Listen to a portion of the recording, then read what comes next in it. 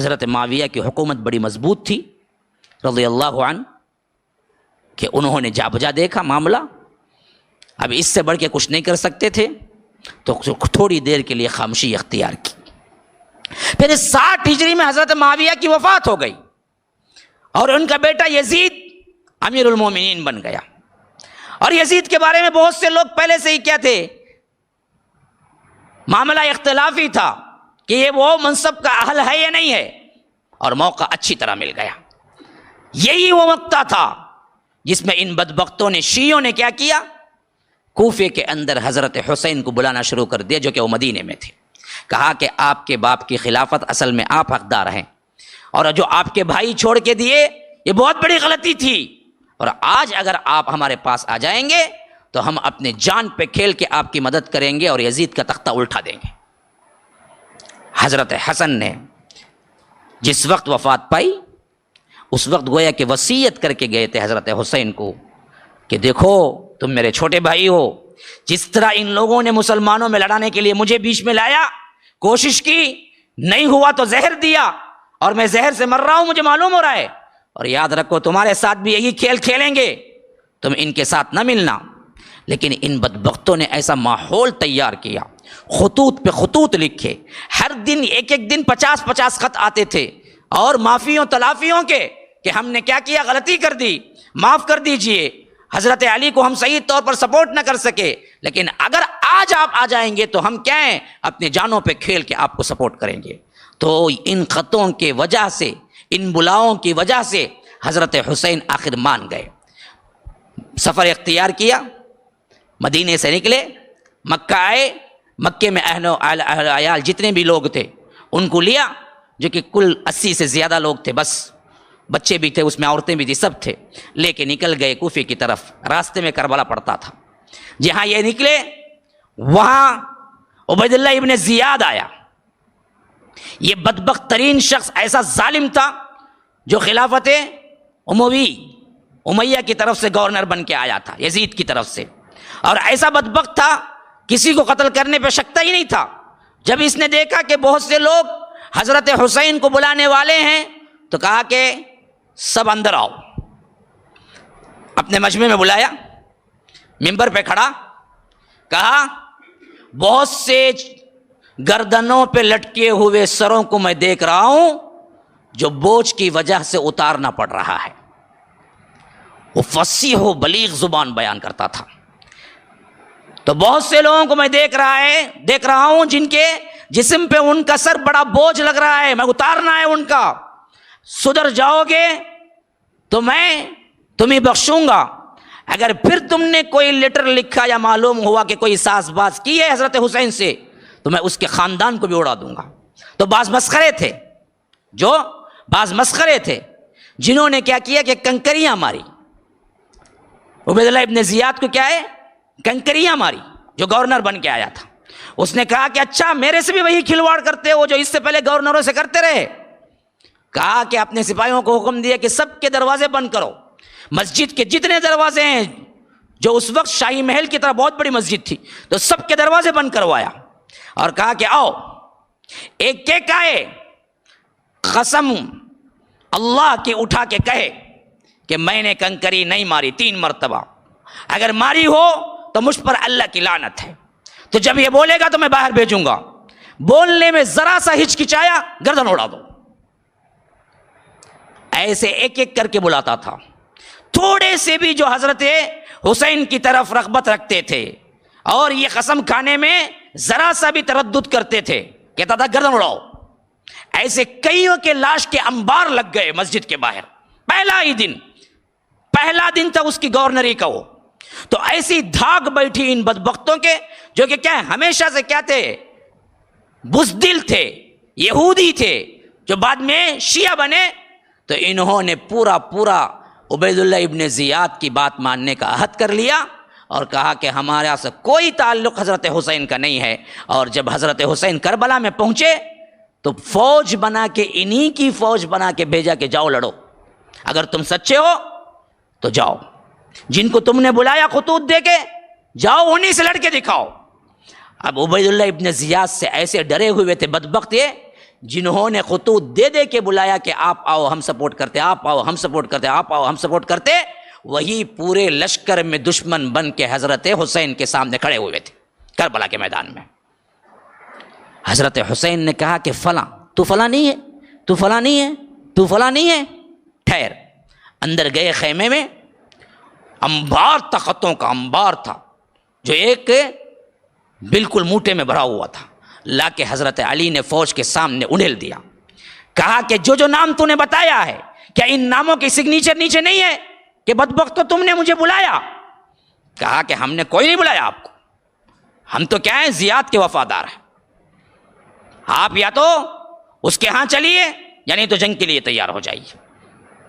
حضرت حسین نے کہا کہ نبوت کے خاندان کا ہوں، کبھی ذلت برداشت نہیں کر سکتا، عبید اللہ ابن زیاد کے پاس پہنچ کے بیعت کرنا یہ میری سب سے بڑی تذلیل ہے، میں یہ تو نہیں کر سکتا۔ ہاں دوسرا آپشن دو، مجھے واپس جانے کو بولو، میں مکہ چلے جاتا ہوں، یا نہیں تو مجھے سیدھے یزید کے پاس پہنچا دو، میں اور یزید بات کر لیتے ہیں، یا نہیں تو کسی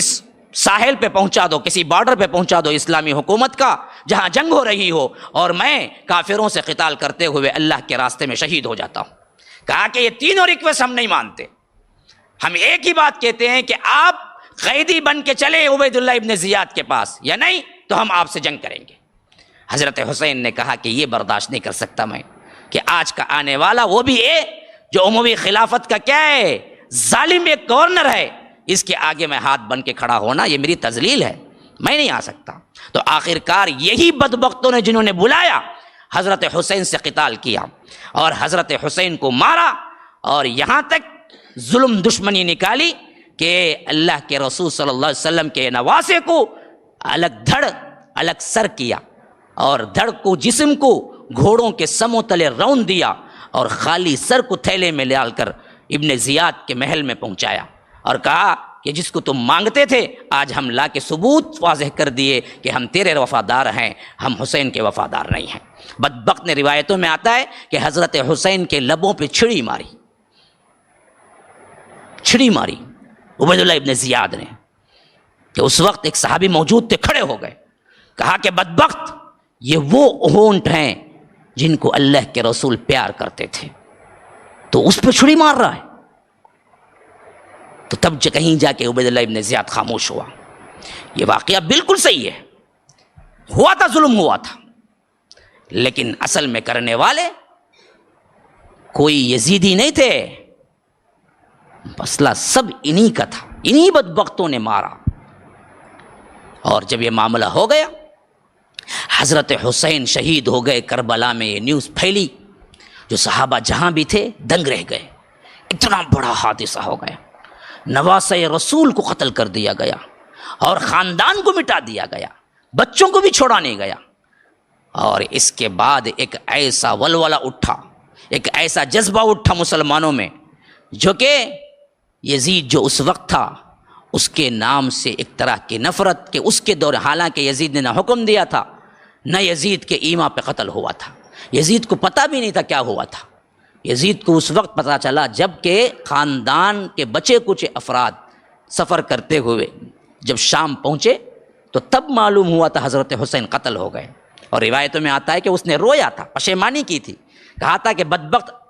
عبید اللہ ابن زیاد نے میرے حکم کے بغیر یہ کام کر دیا، اگر مجھ سے پوچھا ہوتا تو میں کبھی قتل کرنے کا حکم نہ دیتا، میں مٹ کے بیٹھ کے بات کر لیتے اگر کچھ مسئلہ ہوتا۔ تو اس میں یزید کا اتنا بڑا ہاتھ تھا ہی نہیں، جو کہ خلافت اور تاریخ میں ہمیں لا کے بتایا گیا اہل سنت کے سامنے کہ ایسا ہو گیا کہ سب سے بڑی گالی ہمارے ہاں یزید ہو گئی۔ کہہ رہے تو یزید کے سرکہ ہے، بولے تو انہیں پریشان ہو جاتا، حالانکہ اس کا مسئلہ ہی نہیں تھا، وہ مسئلہ سب وہی شیعہ نے علیوں کا تھا، جنہوں نے حضرت علی کو مروانے میں بھی ہاتھ دیا، اسی طرح حضرت حسن کو مروانے میں بھی ہاتھ دیا، اور اسی طرح حضرت حسین کے مروانے میں بھی یہی بدبخت آئے تھے، انہوں نے ہی قتل کیا تھا۔ اور آخر جب پلٹ کے آئے تو نعرے بلند کرنے لگے، وقت گزرتا گیا تو مرثیہ خوانی کرنے لگے،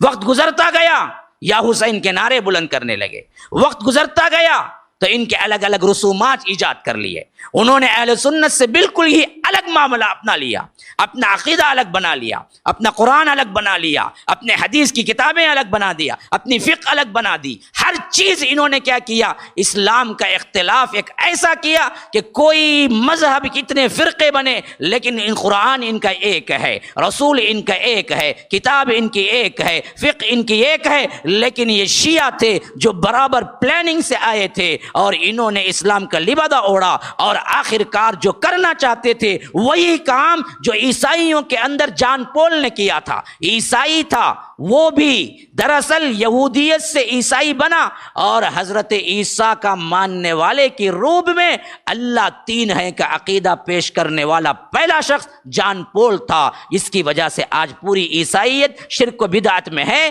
بالکل یہی معاملہ مسلم امت کے ساتھ کوئی کرنے والا تھا تو وہ یہودی تھا جو عبداللہ ابن سبا نے آ کے حضرت علی کو اللہ کا لبادہ اڑایا اور آگے چل کے الگ ایک مذہب کریٹ کر ڈالا جس کی کتاب الگ، جس کے جز الگ، جس کے پارے الگ. قرآن کے ان کے پاس 40 جز ہیں، روزہ الگ، مغرب کے بعد کھلتا ہے، امام الگ. ان کے لیے نبوت کا معاملہ، امامت بڑھ گیا، نبوت کم ہو گئی. ان کے امام نبیوں سے بھی آگے بڑھ گئے، حضرت علی اللہ کے رسول سے بھی آگے بڑھ گئے. پنجتن پاک کا نعرہ لگایا گیا، حضرت حسن، حضرت حسین، حضرت فاطمہ، حضرت علی اللہ کے رسول، اس کے علاوہ سب صحابہ جہنمی کا نعرہ لگایا گیا. اور یہ پنجے سنیوں کے ہاتھوں بٹھائے گئے لیکن اندر رکھنے والے سب کے سب شیعہ تھے. السلام علیکم ورحمۃ اللہ وبرکاتہ. ناظرین کرام، مرکز السلام کے اس چینل کو ابھی تک جنہوں نے سبسکرائب نہیں کیا ہے برائے مہربانی سبسکرائب کریں اور ہر دن کی اپڈیٹ کے لیے آپ بیل بٹن دبا کر ہمارے ساتھ تعاون فرمائیں. جزاکم اللہ خیرا.